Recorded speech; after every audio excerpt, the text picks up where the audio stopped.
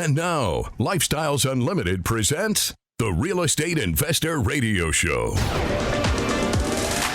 Over the next hour, we unfold your map to financial freedom.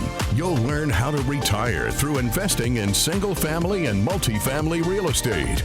You'll learn how to create cash flow and build wealth so you can have the time and money to live the lifestyle you want. Welcome to the show. My name is Al Gordon, and as always, we're working on your financial freedom. And it's a weird show because it's a Tell Al Tuesday, which means I have Gourav on the show. And you know what we're going to do? We're going to get into his story. And what you're going to find out about this man is this guy is living what I would consider the American dream. He has come to America. He has done what he has needed to do. He did everything he was told to do. He went to work for a good company. He traded time for money. And then he got to a point in his life in 2016, like the rest of us Americans, and he said, this retirement plan that I'm on, I don't think it's going to work. I think it's filled with potholes. I think it's got problems. And you know what? He was onto something. He realized in 2016 that what he was doing to achieve the American dream was kind of going off the rails, kind of going off the tracks. You know what I'm talking about, right? So what did he do? Well, he decided that he was going to make a change, but he wasn't 100% sure as to what that change would be. So he did some research and he stumbled across real estate. And he decided that real estate was the path that he should follow. But he had a problem. He didn't know what to do. He had no mentor. He had no education. He didn't have any specific guidance. So, you know, he probably read a few books. And beyond that, he found Lifestyles Unlimited. And you know what Lifestyles Unlimited did for him? We gave him the roadmap. We gave him all the components that he was missing. And you know what he did with that? He went investing. Yeah, that's what he did. He went into investing. He decided to invest in multifamily apartments. He skipped single family, went right to multifamily. And unlike most of us Lifestyles Unlimited members that do multifamily investments, he went out and bought the properties himself, and he made them available to guys like me so that I could invest with him, and together we could work on our retirement strategies. And you know what happened? In 2021, he achieved retirement. At that point, he achieved, in my opinion, the American dream. He had everything in the palm of his hands. And you know what he has today? More.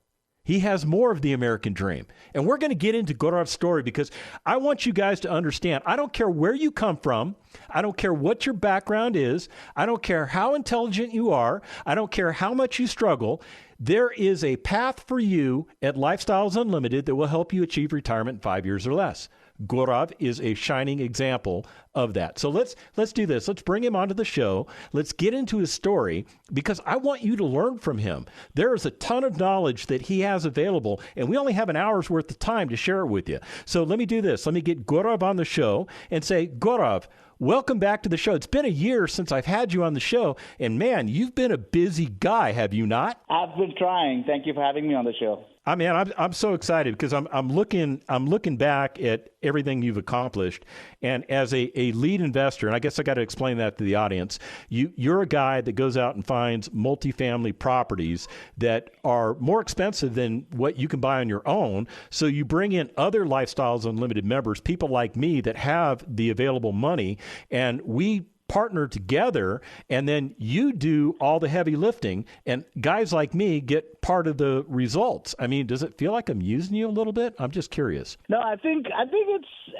everybody comes out okay from an opportunity like that. You know, I think everybody makes money, everybody gets a return, you know, I don't think the investors are using the leads any more than the leads are using the investors. I think it's a nice symbiotic relationship. Yeah, I think it's a great symbiotic relationship because I'll be honest with you, I'm lazy. I'm almost 60 years of age. I don't want to get into the heavy lifting of real estate at this part of my life, but you're in a different place in your life. You don't have a problem with that. As a matter of fact, it actually excites you, does it not? It does. Right now it excites me a lot, but what excites me more is since I've achieved financial freedom, I have the time to make those decisions of what comes next. And right now we've been buying, as you said, a lot of properties. But I personally am evaluating what I want to do with my time versus, hey, buy more and accumulate more wealth. How do I use my time to achieve some of the things I want to achieve? So I'm 45, but I'm happy to be in this position. Didn't expect to be in this position where I can make these decisions about how I want to spend the rest, whatever number of years I want to keep working. What was it like growing up in India? I mean, what was the economic forces like in that country? I grew up in the 80s and the 90s. India was not a very capitalistic country. It was pretty socialist. There was an alignment going on. We were even though we're a democratic country, we were a little less open to foreign investments, a little bit less open to capitalism. The jobs were primarily in the government and some government entities. There was some private sector, but the taxes and the duties were so high, they really couldn't grow much.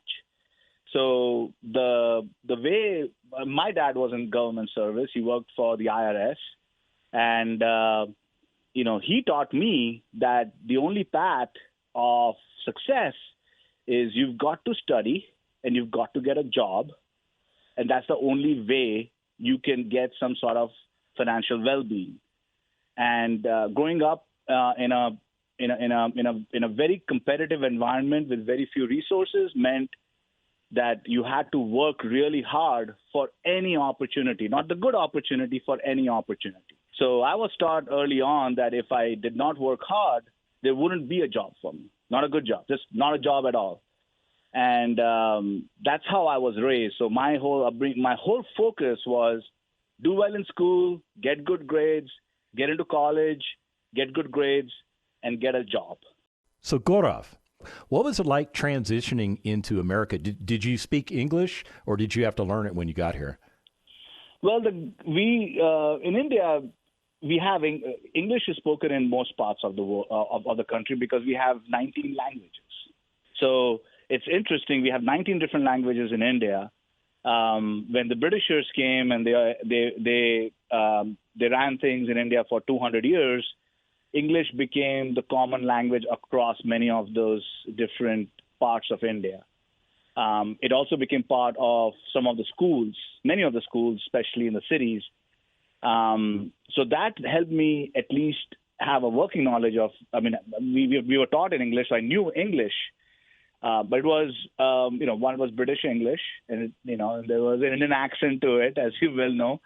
But there was, the language was not as much as a shock. Maybe the accent was, because in India we tend to speak a little too fast, and sometimes it's harder to understand the American accent for us. So that was probably more of the challenge when it came to language. But the fact that we grew up learning everything in English, speaking English in school, at least, that helped us bridge that gap. Oh, that's awesome. I mean, because I would see that as a huge impediment to my success if I were trying to do what you accomplished, because I'm not very good at any second languages. I'm not even really good at my primary language. So I think it's really neat that you were able to transition into our culture and at least come in with the knowledge base of speaking the language. That must have just been a huge game changer for you. It was definitely helpful. It was, it's life in the U.S. is, looking from an outsider's perspective, right? We can look 20 years being in this country, you can look at the flaws, right? You can look at the flaws if you're born and brought up here. But if you look from an outsider's perspective, U.S. is a much more comfortable place to live, much more safer place to live than most places outside of U.S. Many opportunities. So, and a very welcoming place. So there's a lot going for the U.S. that sometimes you overlook because we're so busy criticizing ourselves. True. We are very hard on ourselves, but that's part of what freedom is. That's part of what the First Amendment's about. And right. I'm a big proponent of the First Amendment, basically saying you can say whatever you want, even if it's offensive speech, because it's protected. And I may not like to listen to offensive speech, but it's a guaranteed right in this country. It's a right that you didn't have in the country you came from, correct? Well, we were a democratic country, but it was a very government-centered democratic country. So we do have freedom of speech, maybe not to the level that it's in the U.S., but it was democratic. It was still a government run by the people, unlike some other governments. It was not that much of a change, but it was definitely a lot more open here than it would have been in certain parts of India. So you get to the United States, you're working on that MBA. I know you got good grades because that's what you've been conditioned to do. What kind of career did you step into? So I got into management consulting in 2004, right out of business school. It was a career that fit my background. I came from an engineering background. I had done some IT work. There was a management consulting position that helped companies do large IT projects. So it kind of fit where I came from. It was a good company, had a decent amount of pay. It was a traveling job, but I was single, so I was signed up for it at that time. And it was enjoyable, to be honest, for the first many years. And as a management consultant, I mean, your primary responsibility is to be a problem solver, correct? Yeah, a problem solver and bring expertise that the client doesn't have. So I had a background in telecom and project management, and sometimes clients may not have good amount of that skill set or background, and that's what I brought in. And that was what I was trying to do was, help clients who are either they don't have the talent or they don't have the time to do big transformation projects. So how does that transition into real estate? I would think that those skill sets just blended over really well. Not at all. It was not at all. Zero overlap.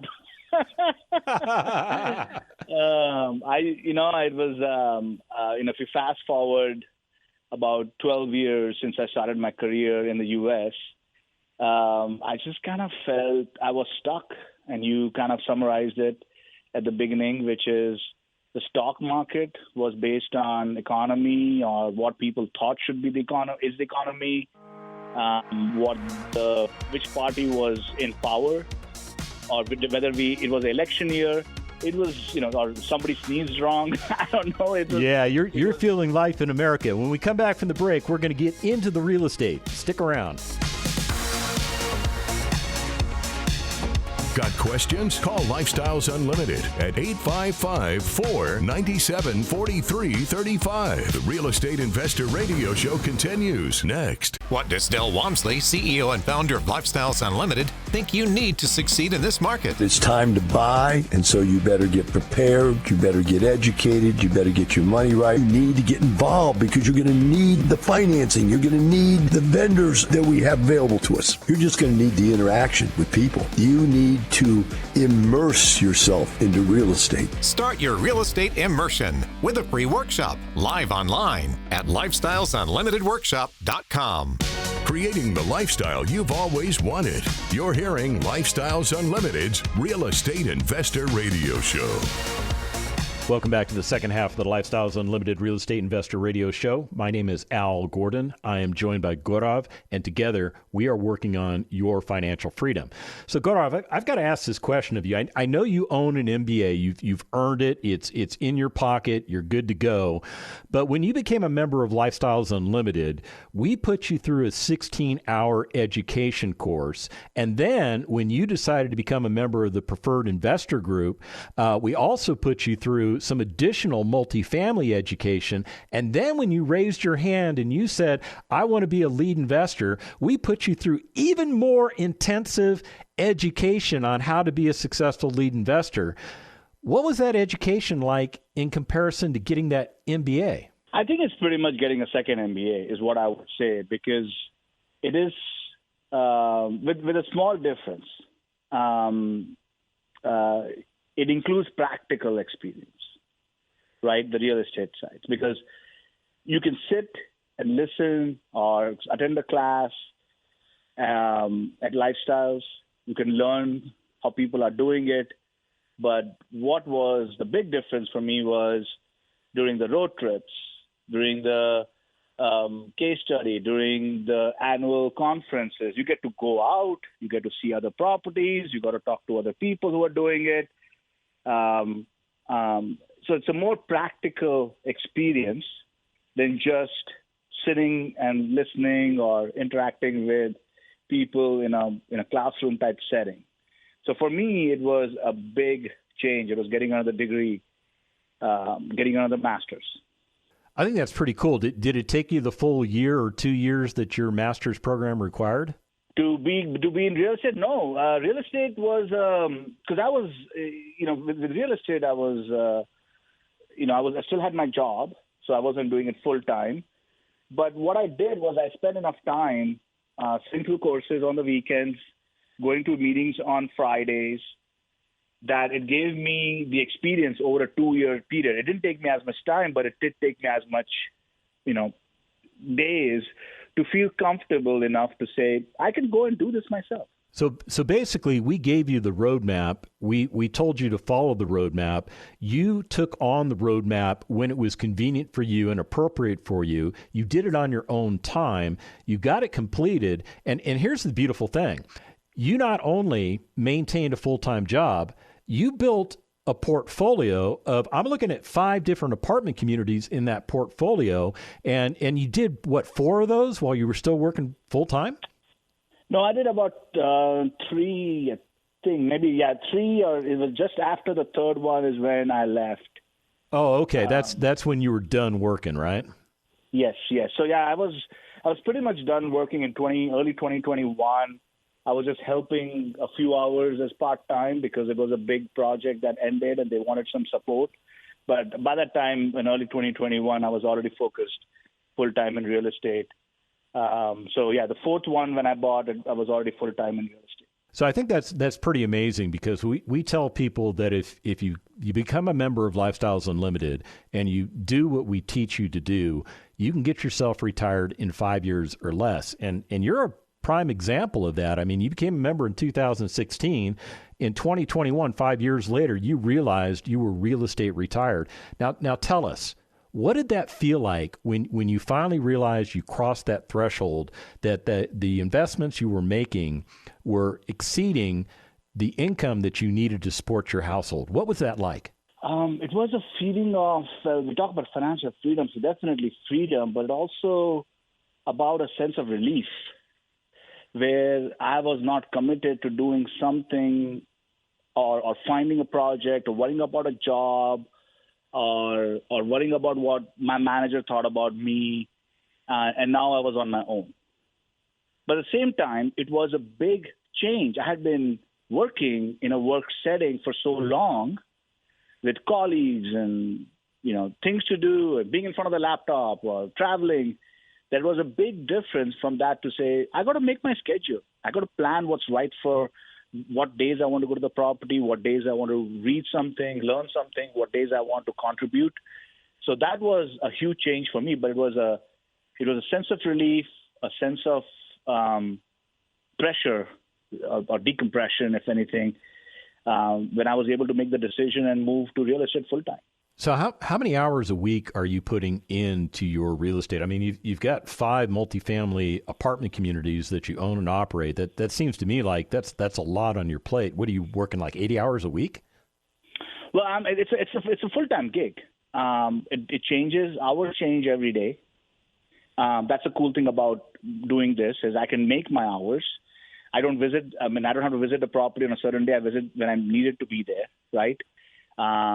So that's the cool thing about it is I can actually adjust my schedule based on the needs of the property. But it's an absolute full-time gig, and yes, there have been some 80-hour weeks, but it's not constant. That it depends, right? If you're trying to close a deal or sell a deal, or if you're trying to do something that's urgent and timely that needs to get done, it can get pretty intense. But there are days in which I can move things around and spend time with the family as well. Yeah, I think the big takeaway is that even though you're working diligently on your investments, everything that you're doing is to further those investments. You control 100% of the time. You're in control of the whole thing. If it's an 80-hour week, it's not like you're sitting in a cubicle for 80 hours, correct? Yeah, exactly. Okay. All right. Yeah. So that's the point I wanted to make is you put as much into this as you choose to. If you happen to have an 80-hour week, so be it. But again, you're in control of that week. You're really, in Al's mind, you're not actually working the full 80 hours. In Al's mind, it's just an 80-hour window that you have available to you. And plus, it's my choice. I didn't have to buy 5 properties. Well, that's 4 because I've sold one. Soon it'll be 2 once I sell the other 2 that we're in contract to. It is a choice I made to do what I did.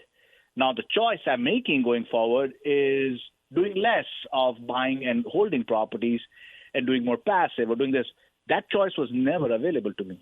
Interesting. So you've changed the trajectory of what you're trying to do. You're actually kind of weaning off the hours now, aren't you? Well, I'm spending as much time because I still have 4 properties, but at the same time, I am going into a different stage in my life where, I've achieved the financial freedom. I don't have aspirations where, like Del asked, how much money is enough, right? Well, I've come to a point where I think I'm okay right now, and I want to really focus on what I really want to do. And buying more properties is not what I want to do going forward, not as much at least. I really want to do more passive. I really want to do something on my own and more community related. So I want to spend more time in the community, spend more time with the family. That's the whole thing about lifestyles, right? It's not about how much money you can accumulate until you die, right? It's more about how much money you need to have the lifestyle you want. And it sounds like you're achieving the lifestyle you want. So now it's just a matter of fine-tuning the real estate so that the real estate accommodates your lifestyle. Exactly. And that's, again, everything is a choice in real estate, and that's the best part. Yes, I bought a lot of properties, but I'm kind of finding that it was great. It was exciting. It was exhilarating. Now I want to move on to the next step in my life, which is how do I have a balance, right? Where I can spend time with the family, be involved in the community, and also do real estate on the side, and maybe more passive than a lead. So, Gorav, when you made the decision to become a lead investor and you got your sights set on a particular marketplace, what marketplace did you choose and why? Well, I wanted to make sure it's in Dallas-Fort Worth. It is within short distance from where I live, so I can be there as frequently as I wanted to. What was it about that particular asset that made you say, this is the one I have to buy? So there was multiple things. One was the size. It was the right size we wanted to invest in. We didn't want to go too big. Number 2 is it was being sold by a Lifestyles owner. Or the previous owner was a Lifestyles member. He was trying to give the property to another first-time lead because he was giving back. That helped us because we got a property without having to go through a bidding war. And we like the fact that we had all the inside knowledge. We like the fact it was operated by a Lifestyles owner. Again, the previous ownership had a short-term bank loan. They were selling it because they had already increased the value significantly. They were buying bigger properties. So for them, they were not selling because it was a distressed property necessarily or something that was wrong with it. They were selling because they had reached a end of a life cycle for them, and they wanted to move on to something different or bigger. This property has gone through its own life cycle, has it not? Yeah, so we've owned it for about 4 or 5 years. We have done the improvements. We have pushed the rents, and now we are in the process of selling it. We are in contract to sell that property. Who makes that decision as to when it's time to sell? So typically it's in our business plan. So we have a business plan which, barring any big issues, we tend to follow. So our business plan said we'll refi or sell in years 4 or 5. So we are in the 5th year. The second part about it is, what are the market conditions? What price can we get, right? And the third and most important is we have to go to our investors and have them agree to our assessment. So there's a voting that happens. There is a percentage that we have to get yeses before we can actually go sell the property. So we can collect the information, but the investors have a voice to decide if they think it's the right time to sell. So you've got another property that you also bought that's also achieved its life cycle based on your business plan, and you're selling that one. Is that for the same reason? Sort of. So we bought the property across the street from this one with the idea of packaging it together and selling it as a larger portfolio because that tends to attract buyers with bigger budgets. And also we could reduce the operational costs of operating two different offices. So we spent about a year to 2 years after we bought the property doing all that integration work. And now we have both the properties integrated, ready. We've done the work that we had to do. We're selling this property. It makes sense to sell this property together with it. So it kind of made sense. So for that property, we had a plan of doing a refi or sell in year 3. So we are in year 3 of that life cycle too. So when we went to the investors, they were open to selling it as together. It made sense. And that's how we decided to move forward. So everybody's about ready to make some money. And when that money comes back to them, what should they do with that money? They should invest. Well, wait a minute. Shouldn't they buy like boats and jet skis with the proceeds? I mean, after all, they got to get a win out of this thing, right? Well, they can definitely enjoy with it, but in my mind, next year, maybe the year after, are going to be big opportunities to invest. Right? That was one of the other reasons why we want to sell the property, because you want to give your investors an opportunity to invest when things are good. Right? So right now, because of the interest rates and general life cycle of the real estate industry, we have a golden opportunity to invest in properties at a price that we've not had for many years. So it's an opportunity to invest. So yes, you can have a fund, but remember, we don't get these opportunities a lot. We had it 15 years ago, the last time it came back. So, you have to take that into account. Yeah, I think that's very wise advice. It's like John Price says, who's a member of Lifestyles Unlimited, one of our super passive guys, don't eat your seed corn, right? Because if you eat your seed corn, you got nothing to plant in the spring. But if you plant your seed corn in the spring, it will flourish. You'll get the benefits of that. And then you still don't eat the seed corn because now you're reinvesting even more. And that's kind of been the path that you've been following, is it not?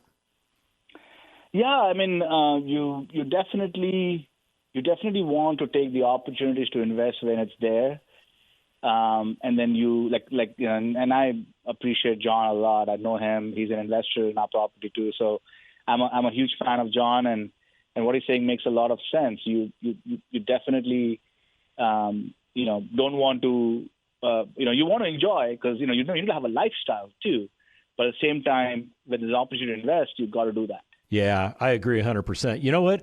Here's the takeaway that I have, Gorav, and I'm just going to share it with you because I'm just impressed with what you've accomplished. Here's somebody that did everything he was told to do, realized it was going to take him into a place that he didn't want to go to. He decided to change his game plan. He decided to pursue the American dream. He came to America. He got a degree. He did everything he's supposed to do, found Lifestyles Unlimited, changed his plan, and now he is enjoying the fruits of the American dream. If you want to do what Gorav is doing, if you want to do what I'm doing, go to lifestylesunlimited.com, sign up for a free workshop, and let's get you going. The information and opinions you hear on the Lifestyles Unlimited Real Estate Investor Radio Show are those of the hosts, guests, and callers. The Lifestyles Unlimited Real Estate Investor Radio Show is for entertainment purposes only. Please consult a professional regarding your personal investment needs. Nothing presented constitutes an endorsement, recommendation, offer, or solicitation to buy or sell any product or security.